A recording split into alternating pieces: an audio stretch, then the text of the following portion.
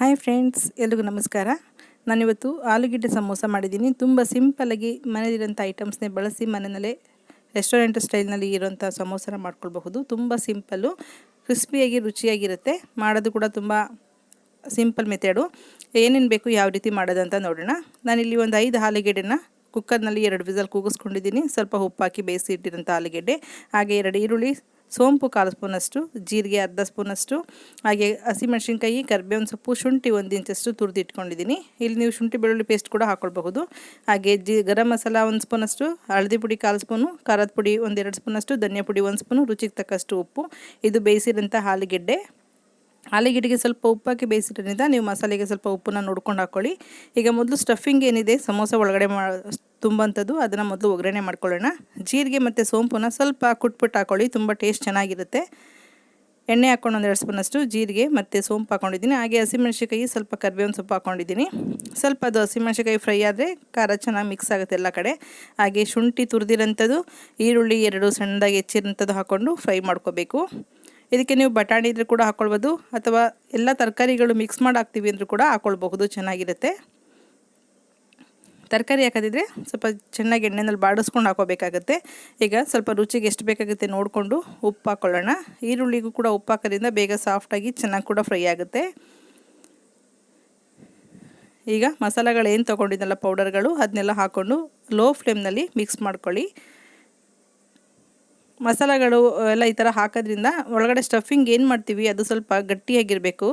ತುಂಬ ಲಿಕ್ವಿಡ್ ಥರ ಇದ್ದರೆ ನಾವು ಸ್ಟಫಿಂಗ್ ಮಾಡಾದ್ಮೇಲೆ ಮೇಲ್ಗಡೆ ಇಟ್ಟು ತೆಳ್ಳಗಾಗ್ಬಿಡುತ್ತೆ, ಹಾಗಾಗಿ ಶೇಪ್ ಬರಲ್ಲ ಚೆನ್ನಾಗಿ. ಹಾಗಾಗಿ ಸ್ಟಫಿಂಗ್ ಮಾಡಬೇಕಾದಾಗ ಸ್ವಲ್ಪ ಗಟ್ಟಿಯಾಗಿರಬೇಕು. ಈ ಥರ ಆಲೂಗೆಡ್ಡೆ ಎಲ್ಲ ಸ್ಟಫ್ ಮಾಡೋದ್ರಿಂದ ನೀಟಾಗಿ ಚೆನ್ನಾಗಿರುತ್ತೆ, ಟೇಸ್ಟ್ ಕೂಡ. ನಾನು ಅವೆಲ್ಲ ಹೇಳಿದಂಗೆ ಬಟಾಣಿ ಎಲ್ಲ ಹಾಕೋದಿದ್ರೆ ಹಸಿ ಬಟಾಣಿನ ಒಗ್ಗರಣೆಗೆ ಹಾಕ್ಕೊಳ್ಳಿ. ಇದು ಬ್ಲ್ಯಾಕ್ ಸಾಲ್ಟು, ತುಂಬ ರೆಸ್ಟೋರೆಂಟ್ ಸ್ಟೈಲ್ನಲ್ಲಿ ನಿಮಗೆ ಟೇಸ್ಟ್ ಕೊಡೋದು ಬ್ಲ್ಯಾಕ್ ಸಾಲ್ಟೇ. ಬ್ಲ್ಯಾಕ್ ಸಾಲ್ಟು ಮತ್ತು ಸೋಂಪು ಒಳ್ಳೆ ಟೇಸ್ಟ್ ಕೊಡುತ್ತೆ. ಬ್ಲ್ಯಾಕ್ ಸಾಲ್ಟ್ ಇದ್ದರೆ ಒಂದು ಅರ್ಧ ಸ್ಪೂನಷ್ಟನ್ನು ಚೆನ್ನಾಗಿ ಕುಟ್ಟಿ ಪುಡಿ ಮಾಡಿ ಆಮೇಲೆ ಹಾಕ್ಕೊಳ್ಬೋದು. ಸ್ವಲ್ಪ ಕೊತ್ತಂಬರಿ ಸೊಪ್ಪು ಹಾಕ್ಕೊಂಡು ಮಿಕ್ಸ್ ಮಾಡ್ತಾಯಿದ್ದೀನಿ. ಇಷ್ಟೇ ಪಲ್ಯ ಸ್ಟಫಿಂಗ್ ರೆಡಿ ಆಯಿತು. ಇದನ್ನು ಸ್ವಲ್ಪ ತಣ್ಣಗಾಗೋದಕ್ಕೆ ಬಿಡೋಣ. ಈಗ ಹಿಟ್ಟು ರೆಡಿ ಮಾಡ್ಕೊಳ್ಳೋಣ. ಮೈದಾ ಹಿಟ್ಟು 1 ಕಪ್ ಅಷ್ಟು ತೊಗೊಂಡಿದ್ದೀನಿ. ಇದು ಅಜ್ವಾಯಿನ ಸ್ವಲ್ಪ ಕೈನಲ್ಲಿ ಪ್ರೆಸ್ ಮಾಡಿ ಹಾಕ್ಕೊಳ್ಳಿ. ಸ್ವಲ್ಪ ರುಚಿಗೆ ತಕ್ಕಷ್ಟು ಉಪ್ಪು ಹಾಕ್ಕೊಂಡು ಚೆನ್ನಾಗಿ ಮಿಕ್ಸ್ ಮಾಡಿಕೊಂಡು ಅದಕ್ಕೆ ಒಂದು 4 ಸ್ಪೂನಷ್ಟು ಎಣ್ಣೆ ಹಾಕ್ಕೊಳ್ಳೋಣ.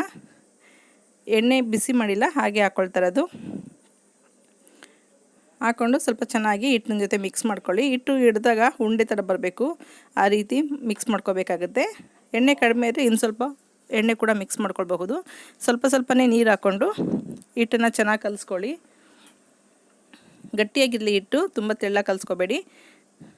ಒಂದು 10 ನಿಮಿಷದಷ್ಟು ಅದನ್ನು ನೆನೆದಿಕ್ಕೆ ಬಿಡಿ. 10 ನಿಮಿಷ ಆದಮೇಲೆ ಒಂದು ಪ್ಲೇಟ್ ಮುಚ್ಚಿಟ್ಟಿರಬೇಕು. 10 ನಿಮಿಷ ಆದಮೇಲೆ ಚೆನ್ನಾಗಿ ಈ ರೀತಿಯಲ್ಲಿ ನಾದ್ಕೋಬೇಕಾಗತ್ತೆ. ಚೆನ್ನಾಗಿ ಈ ಥರ ನಾದ್ಕೊಂಡು ಆಮೇಲೆ ನೀವು ಸಮೋಸ ಹಿಟ್ಟನ್ನ ಪ್ರಿಪೇರ್ ಮಾಡ್ಕೋಬೇಕು. ಈಗ ಒಂದು ಚಪಾತಿ ಹಿಟ್ಟಿಗೆ ಬೇಕಾದ ರೀತಿಯಲ್ಲಿ ಹಿಟ್ಟನ್ನು ತೊಗೊಂಡು ಸ್ವಲ್ಪ ಎಣ್ಣೆ ಹಚ್ಕೊಂಡು, ಕೆಳಗಡೆ ಕವರ್ ಹಾಕಿದ್ದೀನಿ ನಾನು, ಎಣ್ಣೆ ಹಚ್ಕೊಂಡು ಸ್ವಲ್ಪ ನೀಟಾಗಿ ಲಟ್ಟಿಸ್ಕೋಬೇಕಾಗುತ್ತೆ. ಸಮೋಸ ಮಾಡುವಾಗ ಸ್ವಲ್ಪ ಓವಲ್ ಶೇಪ್ನಲ್ಲಿ ಲಟ್ಟಿಸ್ಕೊಳ್ಳಿ. ಒಂದು ಹಿಟ್ಟನ್ನು ಲಟ್ಟಿಸಿದ್ರೆ 2 ಸಮೋಸ ಆಗುತ್ತೆ. ನೀವು ಸಣ್ಣ ಸಮೋಸ ಮಾಡ್ತೀವಿ ಅನ್ನೋದಾದರೆ ಹಿಟ್ಟು ತೊಗೊಳ್ಳುವಾಗ ಸಣ್ಣಕ್ಕೆ ತೊಗೊಳ್ಳಿ. ನಾನಿಲ್ಲಿ ಸಮೋಸ ಸೈಜ್ ಸ್ವಲ್ಪ ದಪ್ಪ ಇದೆ, ಅಂದರೆ ಹಿಟ್ಟು ಸ್ವಲ್ಪ ಜಾಸ್ತಿ ತೊಗೊಂಡಿರೋದ್ರಿಂದ ಜಾಸ್ತಿ ಸ್ಟಫಿಂಗ್ ಕೂಡ ಇಡಿಸುತ್ತೆ, ಸಮೋಸ ಕೂಡ ದಪ್ಪದಾಗಿರುತ್ತೆ. ಈ ರೀತಿ ಓವಲ್ ಶೇಪ್ನಲ್ಲಿ ಹಿಟ್ಟೆಲ್ಲ ಲಟ್ಟಿಸ್ಕೊಂಡ್ಮೇಲೆ ಅರ್ಧ ಕಟ್ ಮಾಡಿ ಇದರಲ್ಲಿ 2 ಸಮೋಸ ಆಗುತ್ತೆ. ತೇವದ ಕೈಯಿಂದ, ಅಂದರೆ ತಣ್ಣೀರನ್ನ ಸ್ವಲ್ಪ ಎಡ್ಜಿಗಷ್ಟೇ ಸವರ್ಕೊಳ್ತಾ ಇದ್ದೀನಿ. ತಣ್ಣೀರು ಸವರೋದ್ರಿಂದ ಹಿಟ್ಟು ನೀಟಾಗಿ ಪ್ರೆಸ್ ಮಾಡಿದಾಗ ಲಾಕ್ ಓಪನ್ ಆಗಲ್ಲ, ಆ ರೀತಿ ಕೂತ್ಕೊಳ್ಳುತ್ತೆ. ಅಟ್ಲೀಸ್ಟ್ ಒಂದು 1/4 ಇಂಚಷ್ಟಾದರೂ ನೀವು ಲಾಕ್ ಮಾಡಬೇಕಾಗತ್ತೆ. ಇಲ್ಲ ಸ್ವಲ್ಪನೇ ಲಾಕ್ ಮಾಡಿದ್ರೆ ನೀವು ಅದು ಎಣ್ಣೆಗೆ ಹಾಕಿದ ತಕ್ಷಣ ಬಿಟ್ಕೊಂಡು ಮಸಾಲೆ ಎಲ್ಲ ಎಣ್ಣೆಯಿಂದ ಈಚೆ ಬಂದುಬಿಡುತ್ತೆ. ಹಾಗಾಗಿ ನೀವು ಲಾಕ್ ಮಾಡಬೇಕಾದಾಗ ಆದಷ್ಟು ಒಂದು 1/4 ಇಂಚಷ್ಟು ನೋಡಿಕೊಂಡು ಲಾಕ್ ಮಾಡ್ಕೊಳ್ಳಿ. ಈಗ ಒಳಗಡೆ ಮಿಶ್ರಣ ಎಲ್ಲ ತುಂಬಿದ್ದೀವಿ. ಈ ಥರ ಕೋನ್ ರೀತಿ ಮಾಡಿಕೊಂಡು ಕೈನಲ್ಲಿ ಹಿಡ್ಕೊಂಡು ನೀವು ಸಮೋಸಾಗೆ ಫಿಲ್ ಮಾಡ್ಕೋಬೇಕಾಗತ್ತೆ. ಈಗ ನೀರಿಂದ ಸ್ವಲ್ಪ ತೇವ ಮಾಡಿಬಿಟ್ಟು ಒಂದು ನರಿಗೆ ಥರ ಹಿಡೀರಿ. ಆ ನರಿಗೆ ನಾವು ಎಲ್ಲಿ ಫಸ್ಟು ಕೋನ್ನ ನಾವು ಫೋಲ್ಡ್ ಮಾಡಿದ್ವಲ್ಲ ಅಲ್ಲಿಗೆ ಬರಬೇಕು, ಆ ರೀತಿ ಮಾಡ್ಕೊಳ್ಳಿ. ನೋಡಿ ಸಮೋಸ ಎಷ್ಟು ಚೆನ್ನಾಗಿ ರೆಡಿಯಾಗಿದೆ. ಈ ಥರ ಕೂಡಿಸಿದಾಗ ಅದು ಕೆಳಗಡೆ ಕೂತ್ಕೊಳ್ಬೇಕು. ಆ ರೀತಿ ಇಲ್ಲೊಂದು ಅರ್ಧ ಇಂಚಷ್ಟಾದರೂ ನೀವು ಫೋಲ್ಡಿಂಗ್ನ ನೀಟಾಗಿ ಪ್ರೆಸ್ ಮಾಡಬೇಕಾಗುತ್ತೆ. ನೋಡಿ ಈ ರೀತಿ ಕೂತ್ಕೋಬೇಕದು, ಆವಾಗ ಪರ್ಫೆಕ್ಟ್ ಸಮೋಸ ರೆಡಿಯಾಗಿರುತ್ತೆ. ಈಗ ಅದೇ ರೀತಿಯಲ್ಲಿ ಇನ್ನೊಂದು ಕೂಡ ಮಾಡ್ಕೊಳ್ಬೋದು. ನೀವು ಒಂದು ಸಲ ಹಿಟ್ಟು ಲಟ್ಸಿದ್ರೆ 2 ಸಮೋಸ ಮಾಡ್ಕೊಳ್ಬೋದು. ನಾವೀಗ ಏನು ಎಡ್ಜನ್ನ ಜಾಯಿಂಟ್ ಮಾಡ್ತಿದ್ದೀವಿ, ಸ್ವಲ್ಪ ತೇವಾಂಶ ಮಾಡಿಕೊಂಡು ನೀರಿನಲ್ಲಿ ಬರೀ ನೀರು ಹಾಕಿದ್ರು ಸಾಕು, ಅದಕ್ಕೇನು ಕಾರ್ನ್ಫ್ಲೋರು ಮೈದಾ ಹಿಟ್ಟನ್ನು ಬಳಸೋ ಅವಶ್ಯಕತೆ ಇಲ್ಲ. ಅದು ನೀಟಾಗಿ ಸ್ಟಫಿಂಗ್ ಕುತ್ಕೊಳ್ಳುವಾಗ ಎಡ್ಜನ್ನು ಚೆನ್ನಾಗಿ ಫೋಲ್ಡ್ ಮಾಡ್ಕೋಬೇಕಾಗುತ್ತೆ. ನಿಮಗೆ ಹಿಟ್ಟು ಎಷ್ಟು ಬೇಕಾಗುತ್ತೆ, ಒಳಗಡೆ ಮಿಶ್ರಣ ಎಷ್ಟು ಬೇಕಾಗುತ್ತೆ ನೋಡಿಕೊಂಡು ನೀವು ಮಾಡ್ಕೊಳ್ಬೋದು. ಅದೇ ಲಾಕ್ ಮಾಡೋಕ್ಕಿಂತ ಮುಂಚೆ ತಣ್ಣೀರಿನಲ್ಲಿ ಸ್ವಲ್ಪ ಸಾವಿರ ಬಟ್ಟೆನೇ ಲಾಕ್ ಮಾಡ್ಕೋಬೇಕು. ಈ ಥರ ಕೂಡ ಮಾಡ್ಕೊಳ್ಬೋದು. ನಾನು ನರಿಗೆ ಹಿಡ್ದಿಲ್ಲ ನಾನು ಅದಕ್ಕೆ ಅದೇ ರೀತಿ ಮಾಡಿದ್ದೀನಿ. ನೋಡಿರಲ್ಲ ಎಷ್ಟು ಚೆನ್ನಾಗಿದೆ. ಈ ಥರ ಎಲ್ಲ ಲಟ್ಟಿಸ್ಕೊಂಡು ರೆಡಿ ಮಾಡಿಕೊಂಡು ಆಮೇಲೆ ನೀವು ಎಣ್ಣೆಗೆ ಹಾಕ್ಕೊಳ್ಬೋದು. ಎಣ್ಣೆ ಕಾದಿದೆಯಾ ನೋಡ್ಕೊಳ್ಳಿ. ಎಣ್ಣೆ ಬಿಸಿ ಆದಮೇಲೆ ಈ ರೀತಿ ಒಂದೊಂದೇ ಸಮೋಸಗಳನ್ನ ಹಾಕ್ಕೊಂಡು ಕರ್ಕೊಳ್ಬೋದು. ಕರಿಬೇಕಾದಾಗ ಆದಷ್ಟು ಮೀಡಿಯಮ್ ಫ್ಲೇಮು ಅಥವಾ ಲೋ ಫ್ಲೇಮ್ ಎರಡಕ್ಕೂ ಮಧ್ಯದಲ್ಲಿ ಇಟ್ಕೊಂಡು ಫ್ರೈ ಮಾಡ್ಕೊಳ್ಳಿ. ಅದು ಸ್ವಲ್ಪ ಚೆನ್ನಾಗಿ ಫ್ರೈ ಆಗಬೇಕು. ಕಲರ್ ಕೂಡ ಗೊತ್ತಾಗುತ್ತೆ, ಇವಾಗ ಕ್ರಿಸ್ಪಿಯಾಗಿ ಬರುತ್ತೆ.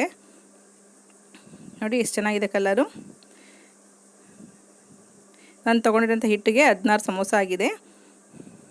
1 ಕಪ್ಪು ಮೈದಾ ಹಿಟ್ಟು ತೊಗೊಂಡಿರೋಂಥದ್ದು. ದಪ್ಪ ದಪ್ಪ ಸಮೋಸ ಮಾಡಿರೋದ್ರಿಂದ 16 ಆಗಿದೆ. ಇಲ್ಲಾಂದರೆ ಮೀಡಿಯಮ್ ಸಮೋಸ ಆದರೆ ಒಂದು 20 ಆಗುತ್ತೆ. ಈ ರೀತಿ ನೀಟಾಗಿ ಎಲ್ಲನೂ ಫ್ರೈ ಮಾಡ್ಕೋಬೇಕಾಗುತ್ತೆ. ನೋಡಿರಲ್ಲ ಸಮೋಸ ಎಷ್ಟು ಚೆನ್ನಾಗಿ ರೆಡಿಯಾಗಿದೆ ಅಂತೇಳಿ. ಕ್ರಿಸ್ಪಿಯಾಗಿ ತುಂಬಾ ಟೇಸ್ಟಿಯಾಗಿದೆ. ಆ ಸೋಂಪು ಮತ್ತು ಬ್ಲ್ಯಾಕ್ ಸಾಲ್ಟು ತುಂಬಾ ಒಳ್ಳೆ ಟೇಸ್ಟ್ ಕೊಡುತ್ತೆ. ಅವೆರಡನ್ನ ಮರಿಬೇಡಿ ಸ್ಟಫಿಂಗು ಪಲ್ಯ ಮಾಡಬೇಕಾದಾಗ. ಈ ಸಮೋಸಾಗೆ ಹಾಕಿರೋಂಥ ಚಟ್ನಿ ಕೂಡ ಅಷ್ಟೇ.